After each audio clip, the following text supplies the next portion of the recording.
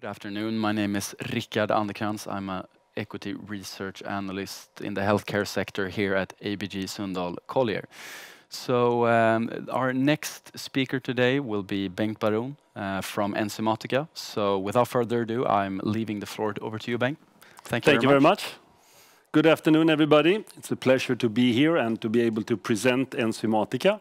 I am the chairman of the board, and since it's the first time that I'm in this role, I provided a bit of background.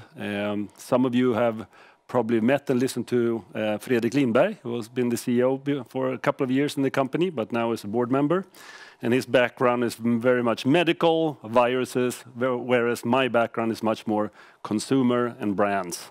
So slightly different, and therefore probably slightly different depth when it comes to detailed understanding of various aspects of the business. I've been involved with the company since December 2016 as chairman. Enzymatica, for those who haven't seen the company, have been close to the company before, very science-based company, lots of impressive PhD knowledge.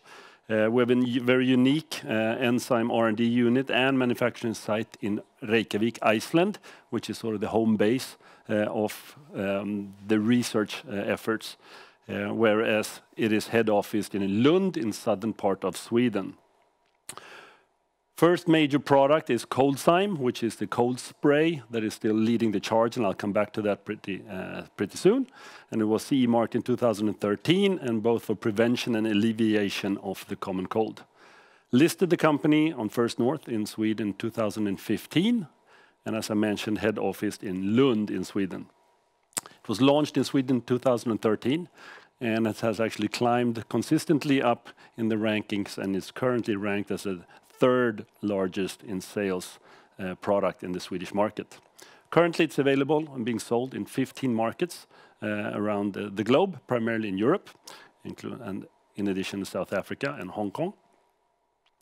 In 2019, the annual sales was 61 million Swedish kronor, but it's a high growth company, and I'll come back to the financial numbers in a sec. The heart of the company is ColdZyme, the oral spray that protects against common cold viruses. It can help shorten the duration of the common cold if used at an early stage of the infection, and alleviates the common cold symptoms and soothes sore throat. These are the claims that are supported also by our CE mark class 3, which was just renewed. The uniqueness is the way it acts, is that it creates a barrier that protects the oral mucosa with a glycerol film. And in that glycerol film, there is also active enzymes from deep sea cod, Penzyme, which actually deactivates the viruses and therefore prevents them from attaching to the pharyngeal cells. And I think this is extremely important because this is the first cold product that actually does not act on the symptoms, and it's not the symptom reliever, but it's actually a product that addresses the cause of the common cold, i.e. the virus, and actually deactivates the virus and thereby makes a difference. And this, to me, is the heart and soul of what we do and where we differ ourselves. Of course, lots of research in these areas. We have a number of studies that support that it can shorten the duration of a common cold. We just published a double-blind placebo study. We have done a number over the years. 4 of them are more major, and they consistently show the same thing, which are the 3 statements that I made earlier on. And also, we've tested it quite broadly. This is from results from in vitro studies, where we tested the product versus the most common different cold viruses, where we deactivate up to 99.9, but typically above 90% of the viruses in vitro, which is quite impressive and unique, I would say. And of course, in these days and times, there's a lot of interest around the COVID. And we also did an in vitro study that we published the results from as well, where we actually could show that we deactivated 98.3% of the viruses in vitro. Also very important is of course, the belief in the product and the support in the product. And here I put up a number. It's quite a busy chart. The message is quite straightforward, which is that this is the most recommended products if you go into pharmacies and ask pharmacists, what product should I take versus cold? Regardless of which pharmacy you go into, the most recommended product by the pharmacists is ColdZyme. Also, we do a number of surveys with consumers where we consistently get very, very high remarks for effectiveness of the product, trust in the product, and it's a product that I would recommend to others to use as well. And this is, of course, ongoing and making sure that we're tracking. This is a company that is under rapid development, and this is now the 2020, I would say, recent achievement. We're only halfway, a little bit more than halfway. But we have announced distribution agreements of a large player in Japan, second largest player in China, for products to be launched in 2021 and 2022. I'll show you the numbers in a sec, but we more than double our sales versus last year. Very exciting is that we got our patent prolonged. It's a new patent which covers our trypsin, which extends our patent protection to 2035. Which is, of course, very important that it gives us time to build up the brand recognition, the brand strength, which in the long term, together with the product's effectiveness, is going to be the greatest barrier to entry and the greatest assets of Enzymatica. We have had a relationship with STADA, major player, and it's also very encouraging to see that they wanted to extend the partnership from the 3 markets we're working with them. Now we're added 19 more geographic markets for rollout starting in Q4 2020, most of them in Eastern Europe, but also including Italy, for instance. CE certification for our 3 claims was renewed. They reviewed all our documentation and made sure that we are up to par. So we got the highest classification for medical devices, which I think is very reassuring and another quality stamp of what the team is doing and producing. I mentioned the ColdZyme's ability to deactivate SARS in vitro, 98.3%. We have published positive results from double-blind placebo studies, and very recently we also did a study on British endurance athletes, where we again showed that we could really reduce the length of the cold and also the symptoms and the soreness. So busy year, and we expect that to continue to be busy going forward. Financials, just a couple of highlights. First half year, doubled the sales, did it both in Q1 and Q2. So versus the last full year of 61 million, this year we have sold 40.7 million worth of products in the first 6 months. And we're still a relatively small organization, 18 people, rapidly improving our cash flows. And I will come back to the model going forward as well. And one of the reasons why I think Enzymatica is a very exciting investment proposition. Consistent growth is what we all like, and this is the curve is MAT sales going back to 2013, and it's been quite consistent with some ups and downs, depending on when we have launched and had pipeline fill in the various major markets. So, but consistently growing in a very, very promising way. Growth strategy, we communicated this in 2019, very basic. We think we like to stay with basic because typically it's quite effective. Number 1, continue to grow market share in our core markets. Sweden being where we are actually doing the sales work and the marketing all by ourselves, which we do in Scandinavia. And just to have that as a showcase, and we continuously grow sales as I showed you, and we are number 3 product by now in the cold segment. Of course, we're interested in geographic expansion, and so the startups of the world, it's very exciting. We signed up with a partner in Japan, we signed up for a partner in China, and we're ongoing, we're looking at additional partners, and it's exciting to see that the partners that are going with us, like STADA, continues to broaden the relationship with us and are seeing success in the marketplace. And then in the longer term, of course, we're always interested in new products. being it line extension. Here in Sweden, we launched a flavor variety strawberry, but we can also think about other applications of the barrier technology in the much longer term. Currently, we're quite focused on ColdZyme and our cold spray. And the desire, of course, is to build a global brand based on our unique active barrier technology. Why do I believe that Enzymatica should be a very interesting investment case? I think the themes are 5, quite appealing. Number 1, we are in a large global market. The cold has always been here, the cold will be here. Now it's been much more dramatic in the corona period, but the cold is here. It's a large market segment.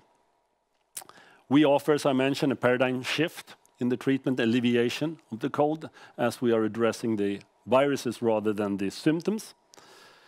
Technology is unique. It's patent-protected platform technology. We have strong claims. We are backing it up with clinical evidence. We are continuing to do research and surveys and clinical tests, and we will build that fact base as we go forward. It is a technology that we believe can be extended into new applications in the more longer term. It is a proven performance. 7 years of growth in Sweden consistently. It's not just 1 quarter here or 1 year. It's actually 7 years consistently. Very loyal consumers, attracting new consumers, but as I said, very loyal consumers as well. And as we're building the track record and as we are starting to roll out internationally with success, we're attracting a growing number of international distribution partners that showed interest in taking the product globally. We're a fully fledged medtech company. We have all the skills and all the expertises that we need in-house. It's not a large organization, but this is a scalable business. We have cutting-edge research and development. I don't think there's any company out there that understands more about the enzymes than our team does. And we have complete control of the change from the cod to the finished product. And maybe most interesting from an investment point of view is a very asset-light, scalable business model. It's a distributor-based model. In Scandinavia, we do it all the way to the consumer, but outside of Scandinavia, we work with distributors. And that allows us to expand much more rapidly, and it also gives us local knowledge, resources, and muscle to build the brands. And the production itself is outsourced to contractors. So I believe that these 5 fundamental principles makes Enzymatica a very, very attractive proposition going forward. And with that, I would like to open up for questions. Great, thank you, Bengt. So moving on with some questions, I'm going to mix in some questions I've heard from investors and also from my side. So there's recently been some medial controversy regarding the in vitro results from the SARS-CoV-2 in vitro study, which was published previously and mentioned in your presentation. What was that critique based on, and what was the response from Enzymatica? What is your view on the situation there? Well, I don't think it was in vitro. I think it was when we did the placebo, double-blind placebo study. Okay, I think the in vitro is quite straightforward. Okay.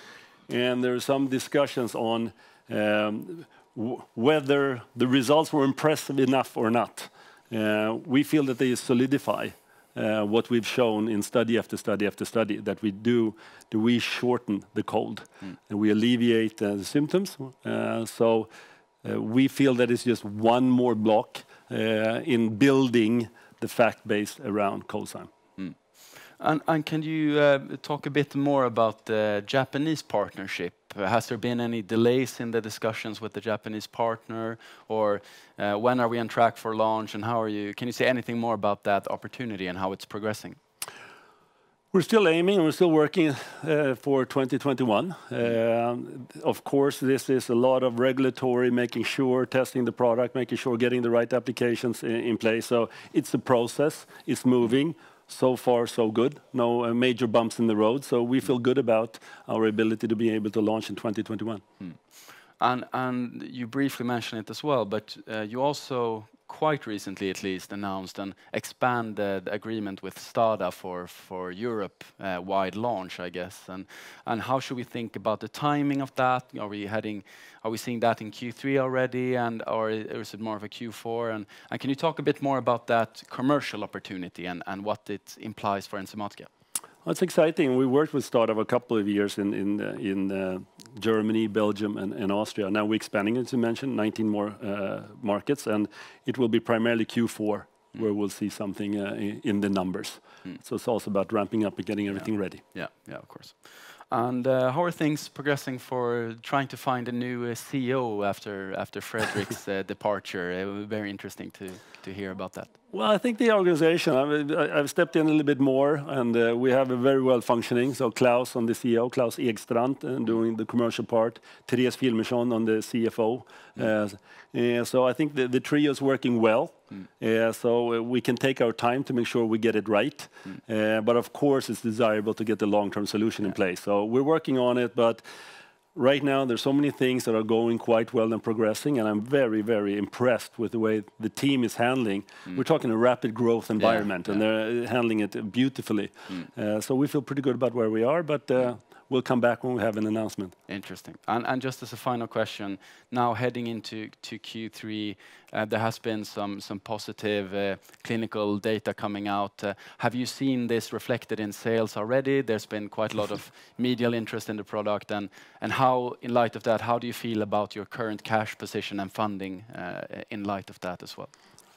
One thing I've learned is I never make predictions. I never give forecasts or look out into the future.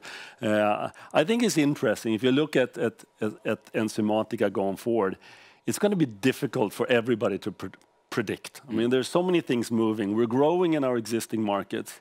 We're adding new markets, which means pipeline 1 year, not the pipeline the next year. We are having behavioral changes right now, which means that maybe the cold season is going to be slightly lower than before, but we're adding new markets. So it's going to be lots of ups and downs. So I think we should really spend our efforts in explaining where we are, not getting expectations unnecessarily high, but always stay fact-based. And the problem when you start doing forward-looking is then you need to come back to what has changed and why, and then it becomes very, very complex. So we feel good about where we are. Consumers continue to be loyal and happy with the product. New partners are coming. So I think long-term, medium to long-term, we feel very, very good. Great. So thanks again, Bengt. Wish you best of luck, and thanks for listening and watching. Thank you. Thank you very much.